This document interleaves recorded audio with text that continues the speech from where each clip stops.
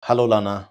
I'm delighted to welcome you for our continuing lessons in human resource management under the manifested learning platform. And today we are looking at the subunit human resource administration in the human resource management subject. And our lesson today is focused on employee discipline. As you are aware, employees are expected to adhere to certain rules, certain regulations. So one of the administrative roles you are likely to play, or as an employee, you are likely to observe the disciplinary code of conduct in any given organization. So in our topic today, which is an interesting area in human resource administration, we are going to look at employee discipline. And employee discipline is described as the process of correcting undesirable behavior. Correcting undesirable behavior. And the goal of a workplace discipline process should be to help the employee meet performance expectations. The employee is in the workplace because of certain performance expectations. And that's why workplace discipline process is meant to help that kind of an employee or employees meet that performance. And it is recommended as a good practice that an organization should formulate and adopt an employee discipline policy. An employee discipline policy will help an organization to be consistent with its implementation. And dear learner, it's very critical to note that employee discipline is described as the process of correcting undesirable behavior, and the goal of a workplace discipline process should be to help the employee meet performance expectations, and an organization should formulate and adopt an employee discipline policy. So in our lesson today, dear learner, we are going to look at 4 areas. We are going to look at causes of indiscipline. We are going to look at measures to maintain workplace discipline. We are going to look at some of the examples of minor misconduct in a work environment. And we are also going to look at major misconduct in a work environment. So we are going to start with causes of indiscipline. Causes of indiscipline. Causes of indiscipline. One may want to find out or maybe ask themselves, why would there be indiscipline in a work environment? What could be some of the causes? So one of the causes of indiscipline could be, one, that work environment has what you call poor leadership. Poor leadership. So who are the leaders? The leaders could be the supervisors. The leaders could be managers within a work environment. So where there is poor leadership, that could maybe lead to indiscipline. People may do things the way they want because there is no leadership as far as maintaining discipline is concerned. Then maybe violation of employee rights. Violation of employee rights. Violation of employee rights, where employees have certain rights and they feel that these rights have been compromised, that could lead to indiscipline. Then number 3, bias. Bias in work allocation. Bias in work allocation. Number 4, delays. Delays in providing employee pay. And then 5, lack of adequate work equipment. And then number 6, poor communication. And then number 7, lack of welfare services. So what we are saying here, if employees don't have access to welfare services, then those kind of employees could go maybe for lunch and they don't have a canteen in the workplace. They take too long. So when they come, they are beyond the reporting, maybe time for maybe joining a shift. So that again could be. Then number 8, divide and rule tactics.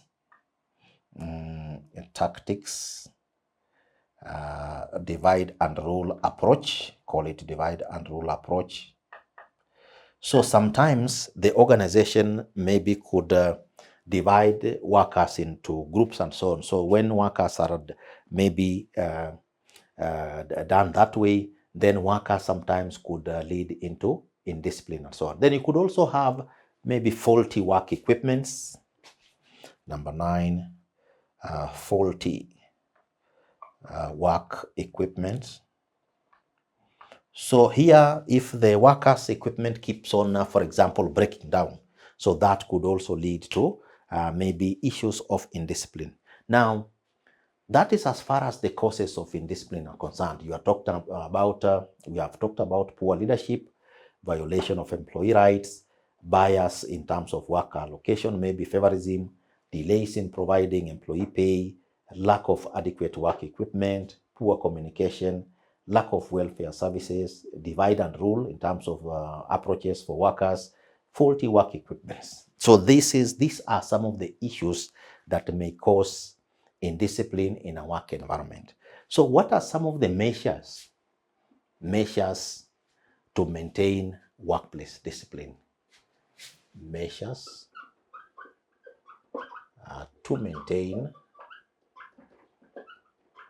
workplace discipline.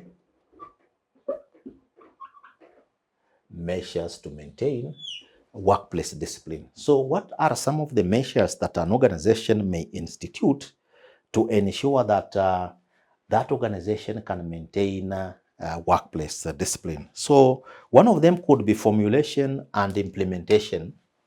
One, formulation and implementation of a code of conduct. An organization can formulate and implement a code of conduct. Some organizations have this information maybe in a booklet, and that booklet is given to the workers, and workers can go through it and so on. You could also have rules. Number 2, flexible rules and regulations. You could also involve employees in formulating a discipline policy. Number 4, training employees on their duties.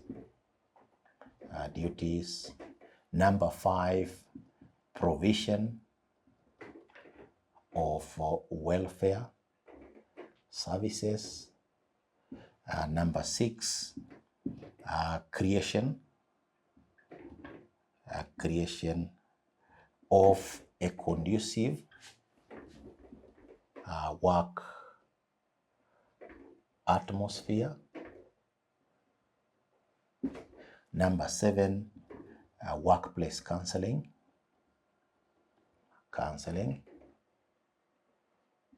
Number 8, allowing employees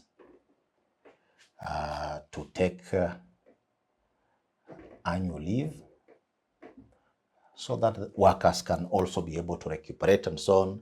Number 9, proper maintenance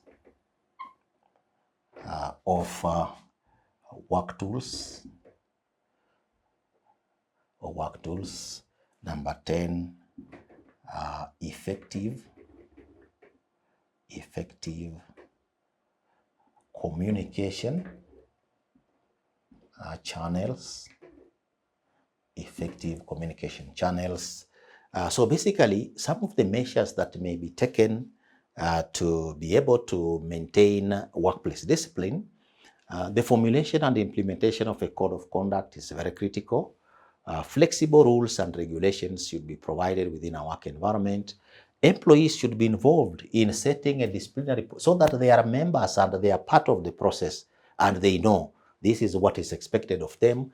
Training employees on their duties so that employees can be able to perform their duties effectively and so on. Provision of welfare services, creation of a conducive work environment, workplace counseling, allowing employees to take annual leave so that they can rest and recuperate and so on, proper maintenance of maybe working tools and so on, effective communication. And then number 11, proper leadership and supervision, proper leadership and supervision of staff, so that workers can see managers are leading by example. So these ones are some of the measures, dear learner, that can be taken to be able to at least maintain workplace discipline and so on. Proper communication, involvement of workers in decision making. There could be many others, but these are just some. So learner, we want now to look at some of the minor misconduct. You have minor misconduct. Minor misconduct. In a work environment, an employee may behave in a manner that could be categorized as a minor misconduct. So what are some of the aspects that may be construed to imply minor misconduct? So you may have a situation where absence from duty could be one minor misconduct. Absence from duty. And this absence maybe is occurring once in a while. It's not perpetual, it's not perennial. Then leaving workplace before time. Leaving a workplace before time. And then there might be, for example, failure to keep a work tool in its place. Maybe there is a toolbox where an item is supposed to be kept, and this worker does not keep that particular tool there. Then 4, failure to wear a uniform. An organization may, for example, require on a particular day, an employee has to put on a particular uniform, and that employee does not put on that particular uniform. So this could be categorized as maybe a minor misconduct. And then there is also the issue of careless use of tools.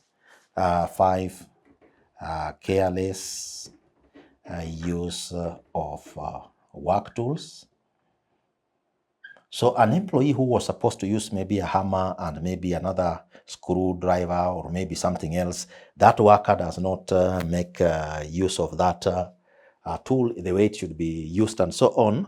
And then that could be construed as a minor misconduct. There is also maybe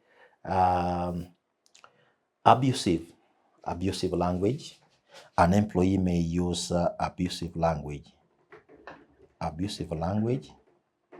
So a worker may use a language that may not be categorized as courteous.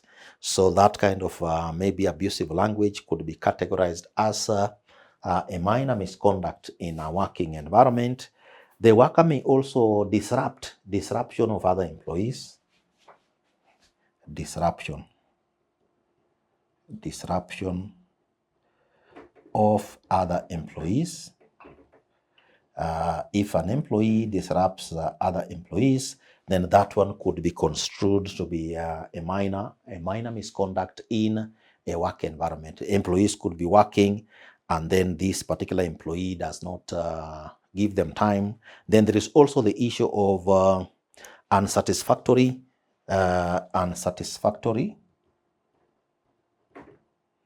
factory performance. That could also be maybe categorized as a minor misconduct. An employee is not able to perform according to a particular standard, then that one could also be a minor misconduct within the context of discipline in a work environment. So this, dear learner, could be construed or could be categorized depending on an organization as minor misconduct. Then how about a major misconduct? What can be categorized as a major misconduct? Major misconduct. And when it comes to a major misconduct, sometimes you have what you call one, insubordination. So this is a situation where an employee does not adhere to formal instructions given by a supervisor or a superior in a workplace. And this one is considered to be a very serious breach of conduct, and sometimes it may call for what is referred to as a summary dismissal. Then there is the issue of theft by employee. There is the issue also of fraud, where an employee participates in fraudulent activity. There is also maybe criminal activity. Number 5, drug and substance abuse. Drug and substance abuse. There is also the issue of fighting other workers.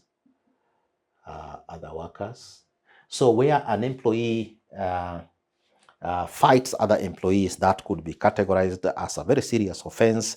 Then there is the issue of dishonesty, where an employee is dishonest.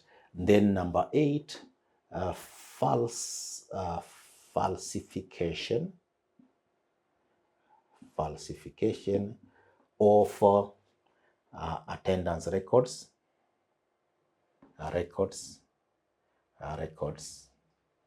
Then number 9,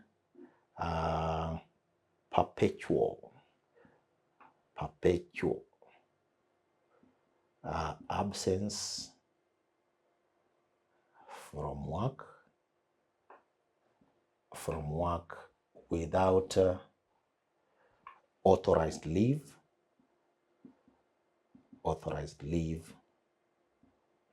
Number 10, negative comments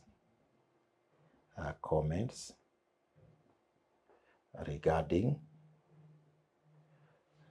employer. So these ones are some negative comments regarding the employer. Failure. Also, you have what you call failure to meet performance standards. Specifically with relation to when the worker was hired, there was a particular standard the worker was supposed to meet. So insubordination, theft by employee, fraud, criminal activity, drug and substance abuse, fighting other workers, dishonesty, falsification of attendance records. There is also the element of willful damage.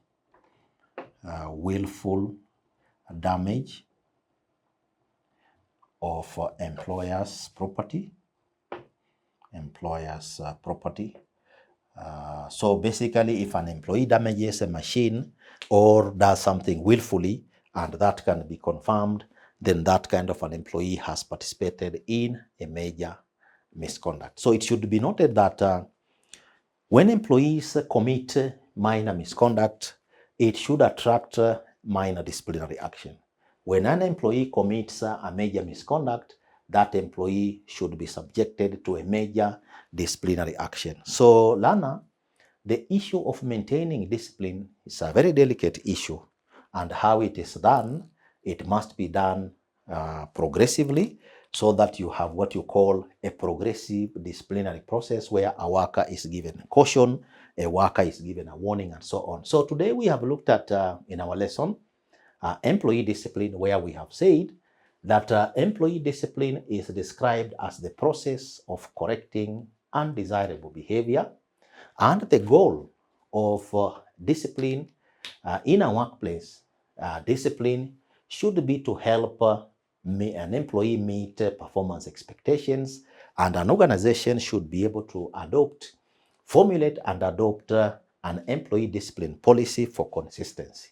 And in our lesson today, dear learner, we have looked at the causes of indiscipline in a work environment. We have also looked at measures to maintain workplace discipline. We have also looked at minor misconduct, and we have also looked at major misconduct. So the causes of indiscipline in a workplace may include: 1, poor leadership; 2, violation of employee rights; 3, bias in work allocation; 4, delays in providing employee pay; 5, lack of adequate equipment; 6, poor communication; 7, lack of welfare services; 8, divide and rule approach by employer; 9, faulty work equipment. So those are some of the causes of indiscipline in a work environment. Now, how about the measures to maintain discipline in a workplace? What should be done? So 1, formulation of and implementation of a code of conduct; 2, flexible rules and regulations; 3, involve employees in formulating a discipline policy; 4, training employees on their duties; 5, provision of welfare services. Then you have 6, creation of a conducive work atmosphere or environment; 7, workplace counseling; 8, allow employees to take annual leave to recuperate and rest; 9, proper maintenance of work tools; 10, effective communication channels; number 11, proper leadership and supervision of staff. Those could be some of the measures that could be taken to maintain workplace discipline. Now, what are some of the examples of minor misconduct? So here we indicated that: 1, absence from duty; 2, leaving a workplace before time; 3, failure to keep work tools in their places; 4, failure to wear uniform; 5, careless use of work tools; 6, abusive language; 7, disruption of other employees; and 8, unsatisfactory performance. So, Lana, these are some of the minor misconduct aspects that we have looked at that may accrue in a work environment. Now, what are some of the major misconduct? We indicated that insubordination is number 1 of the major misconduct issues. Then 2, theft by employee. Then 3, fraud.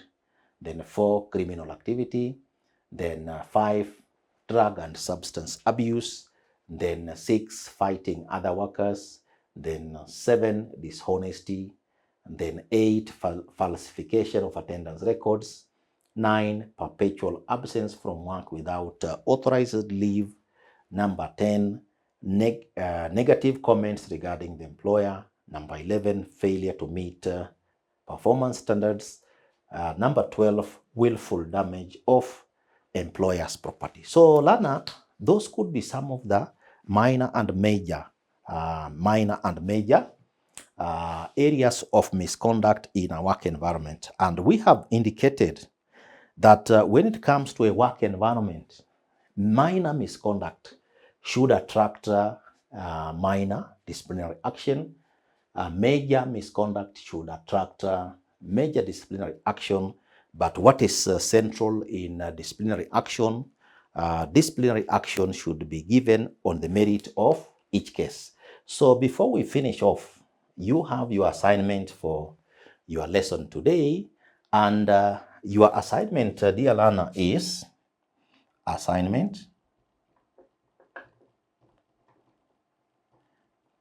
discuss the causes of indiscipline in a work environment. So your assignment, dear learner, discuss the causes of indiscipline in a work environment. So we have come to the end of yet another very important area in human resource administration, where we were dealing with employee discipline as our lesson today under our continuing lessons in human resource management subject on the platform of Manifested Publishers platform. And I want to take this chance to thank you very much for being attentive and participating in our lessons. Thank you.